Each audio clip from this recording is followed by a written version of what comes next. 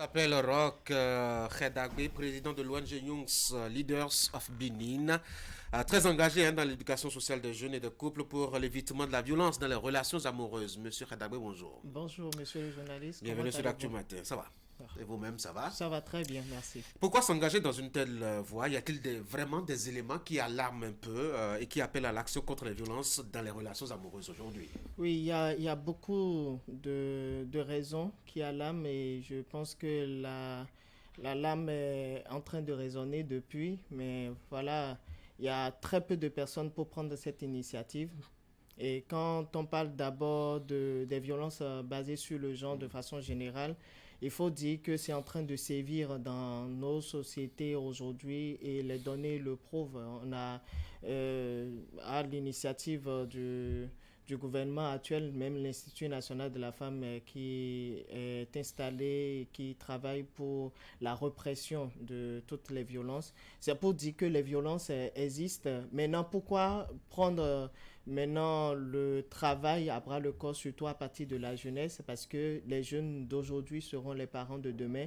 Et si rien n'est fait, ce mécanisme de violence sera transmis de génération en génération et ça sera une lutte sans une fin heureuse. Alors que nous voudrions bien un monde sécuritaire, un monde où il n'y a pas de violence à l'égard, que ce soit de l'homme ou que ce soit de la femme. Parce que c'est la particularité pour nous au niveau de Young Leaders, plus précisément au niveau de ce programme que nous appelons Renutigan, qui est de vraiment réussir à déconstruire les normes sociales afin d'éliminer les violences basées sur le genre, que pour nous, que pour les générations futures. Vous vous intéressez surtout à l'aspect des amours. Des amours, bien sûr. Doit-on dire comment est-ce qu'on peut s'expliquer que deux personnes qui se sont engagées librement dans une relation amoureuse et qui se sont dit que leur cœur bat l'un pour l'autre puissent en arriver à un moment donné à échanger quelques coups de poing? Oui, bon, les raisons que moi je peux évoquer, c'est d'abord la différence d'éducation ou de cadre de vie. D'abord, à la base, parce qu'ils sont issus de deux familles différentes, il y a une éducation qui n'est pas tout à fait conforme. Et dans ça, ils sont venus se confronter. Ils devraient normalement avoir ce que nous on appelle l'écoute attentive. Et l'écoute attentive, c'est, je mets un point d'honneur sur ça, c'est écouter les gens, mais écouter aussi au-delà de ce que la personne dit, comprendre son ressenti, ses émotions et tout. Et c'est des choses qui ne se passent pas généralement. Il y a des malentendus. Et voilà, il y a aussi comme je l'ai dit, le tout, le levier même, c'est l'éducation que l'autre a reçue d'abord et sa perception de la vie. Donc, si par exemple, pour un jeune homme, il a l'habitude de remarquer son père crier sur sa mère pour donner son autorité, c'est quelqu'un qui sera à même de vite le faire. Et aujourd'hui également, il y a les droits humains, ou je dirais les féministes, ou tout ce qui va dans cette tangence-là qui n'est pas plus de nature à laisser l'autorité seulement à l'homme.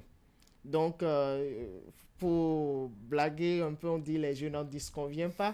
Alors, Les femmes, je n'en disconviens pas. voilà, les femmes, je n'en disconviens pas. Alors, tous les hommes ne sont pas, je dirais, récipiendaires de ces je n'en disconviens pas. Et ce qui crée, bien entendu, quelques Qui bagarres. écoute qui? Normalement, dans le couple, c'est les deux qui s'écoutent mutuellement. C'est une relation de couple, pour ce que moi j'entends, c'est le respect mutuel, c'est l'écoute, c'est ce partage d'émotions, c'est cette convivialité, c'est cette complicité. Et cela ne s'acquiert que par l'écoute, généralement. Alors, face à ces violences en relation amoureuse, qu'est-ce que votre organisation préconise ou fait pour freiner le phénomène? Pour freiner le phénomène, nous avons instauré depuis maintenant 4 ans un programme que nous avons dénommé Renutigan. Et c'est un programme de jeunesse qui s'ouvre chaque année comme un cadre de concertation des jeunes sur l'intelligentsia conjugale orientée vers les droits humains.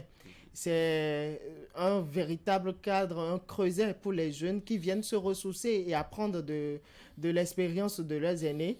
Et aussi, c'est une occasion pour eux, surtout quand ils viennent en couple, d'apprendre ces petits faits, ces subtilités qui constituent des violences et d'en discuter et de prendre de belles résolutions. C'est un partage entre générations, c'est ça? Oui, c'est un partage On intergénérationnel. s'assoit, on discute, qu'est-ce que toi tu as vécu, qu'est-ce que moi je n'ai pas vécu, c'est ça? Il y a des thématiques sur lesquelles nous essayons de plancher et nous appelons des panélistes de divers horizons et qui viennent discuter, partager leur expérience, leur point de vue sur la question. Après, il y a des parties causeries, débats, où on essaye chacun de son côté de tirer le meilleur pour sa relation amoureuse. C'est chaque année que vous le faites? Oui, chaque année. Et pour cette année, c'est comment? Pour cette année, nous sommes en train de l'organiser pour le 7 septembre 2024 à l'université d'Abomey-Calavi. Et ça sera une occasion aussi magnifique parce que cette année, nous discutons de Reine Tigan, mais aussi de la non-violence au sein des relations amoureuses et des familles, un moteur pour l'épanouissement du capital humain. Cette thématique est choisie pour pouvoir mettre la lumière sur l'impact négatif qu'a la violence sur un individu à part entière et sur la société côté productivité. Et pour, en tout cas, ce que j'ai retenu de votre organisation, elle n'agit qu'en amont. Oui, en amont. Pas en aval.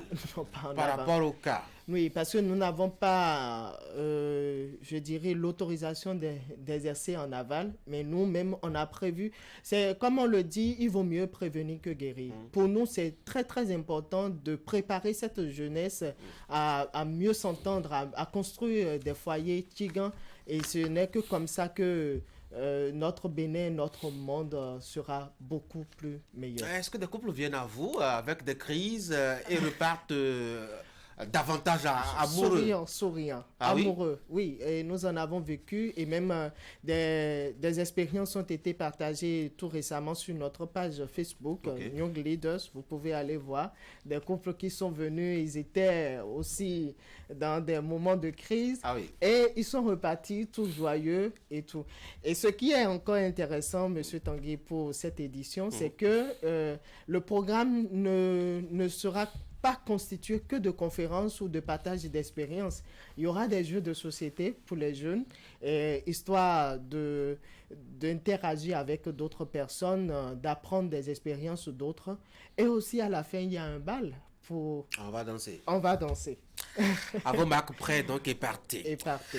Roch Redagbe, président de l'ONG Young Leaders du Bénin ou of Benin, très engagé, faut-il dire, dans la sensibilisation et l'anticipation sur la violence dans les relations amoureuses. Oui. Merci d'être venu sur l'Actu Matin. Un mot rapidement pour finir.